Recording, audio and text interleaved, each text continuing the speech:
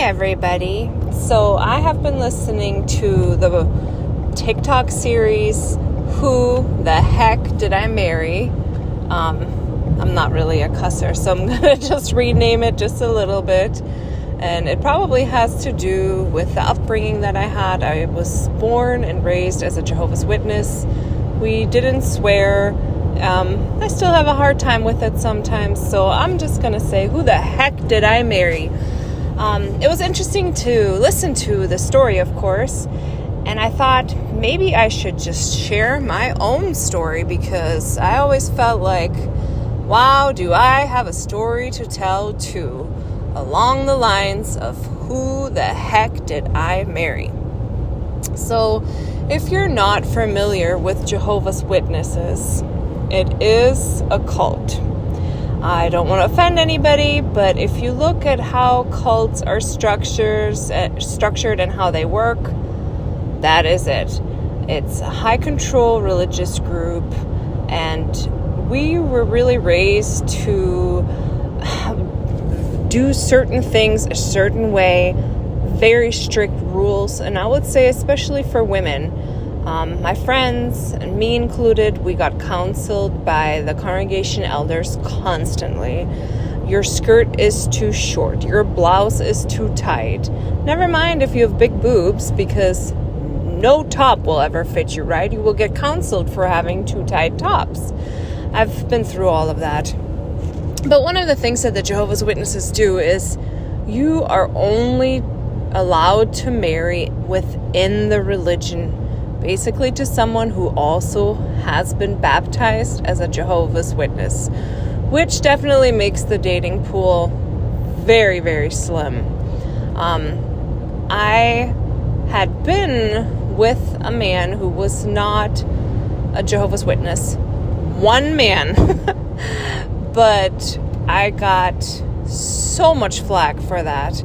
And I really still believed everything at the time, so when that didn't work out, I really wanted to do the right thing and marry a Jehovah's Witness. And you're only allowed to date if you have intentions to get married. So no casual dating, definitely no sex before marriage.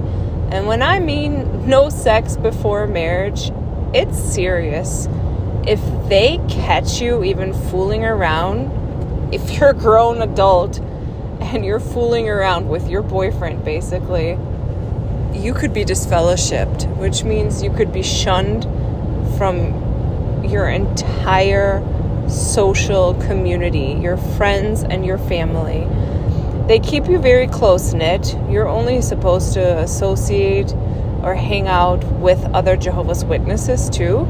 So if you do get disfellowshipped or shunned, you lose everyone you're close to, and it's horrible. It's like the biggest fear growing up, that you're so worried about getting disfellowship. I hope I never get disfellowshipped. And so it really kind of messes with your head too, like living like that. Plus the constant, Armageddon is coming, and do the right thing. Everything you do, you're drilled to think like, would God want me to do that? It's just a constant judging of every move that you make. But anyways, so I had been through I was with a guy who wasn't a Jehovah's Witness, and the congregation let me feel it. I was 20 when we split up, and one of the elders made a point to come up to me, and I was heartbroken. It was really hard. And he said to me, that's what you get for being with a worldly person. And it was just so cruel. It really felt like, kick me while I'm down. And I thought, but I'm going to make it right next time. I'm really going to be with somebody who is a Jehovah's Witness. And they do have this rhetoric of only Jehovah's Witnesses are good people, which I did not believe that. I worked for people who were good people. I really didn't think everybody was like gonna die in Armageddon, even though that's what they say. I didn't believe that because I had known plenty of other good people that were not Jehovah's Witnesses. But I just wanted to do it right this time and do marry someone who shares the same faith with me. And I did believe everything that they were teaching us. So I really thought, okay, I'm older now, I'm gonna do it right. Well, A, your dating pool is pretty slim to none because it's a pretty small group. And B, I'm tall.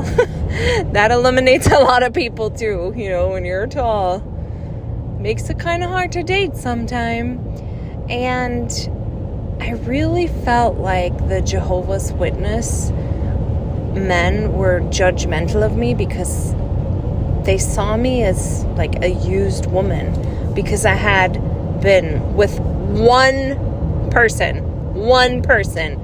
It's so ridiculous to think that way now. One person. But they made me feel it. As a matter of fact, one meeting, so we call, like when we go to church, we call it meeting.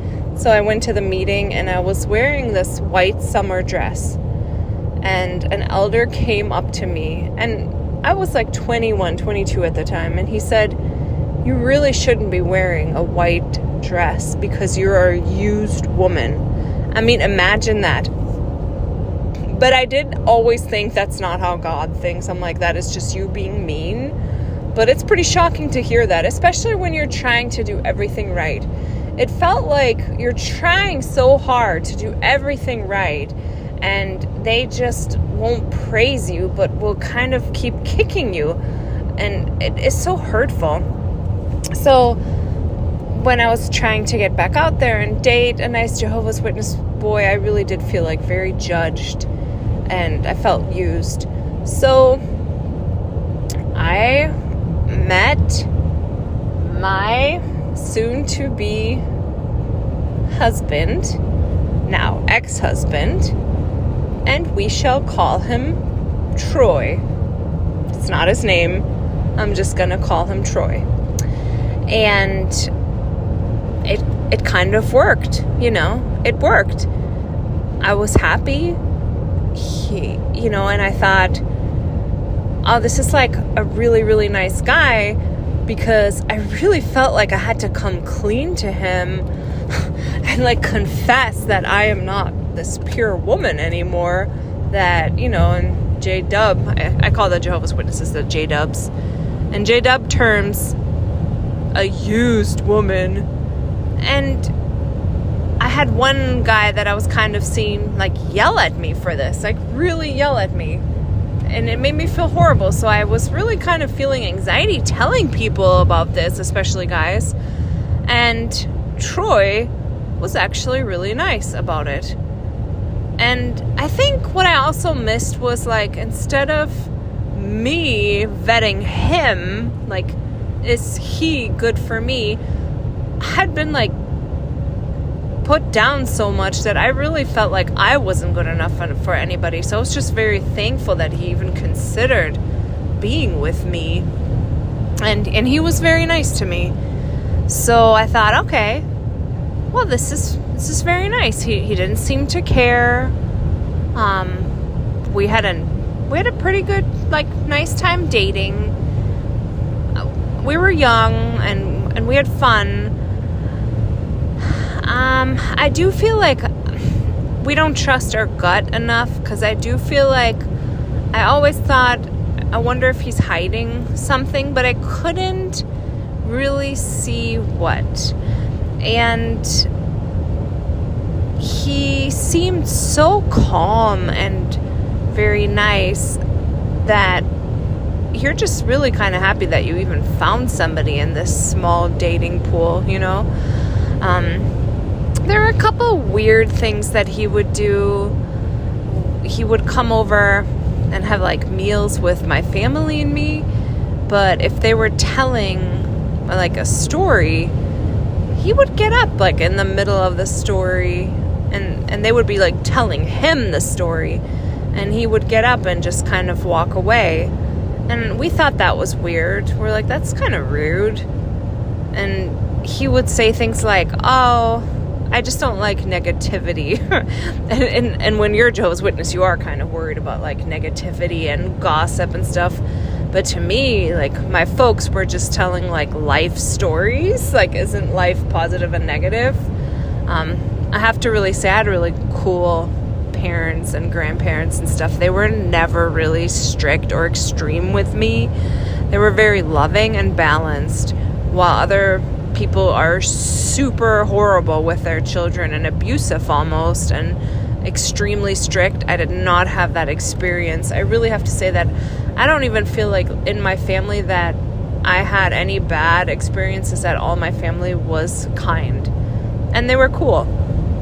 So at least I feel like I had that, you know, where I didn't grow up in this nutty extreme household. Like, my parents didn't really check up on me if I was like praying all the time and stuff. Like, I didn't really feel like being so super spiritual. And you know, we all have different personalities too. So I think I would have just withered if I had had these super strict parents. So next episode, we're gonna go into more of dating Troy and then the engagement.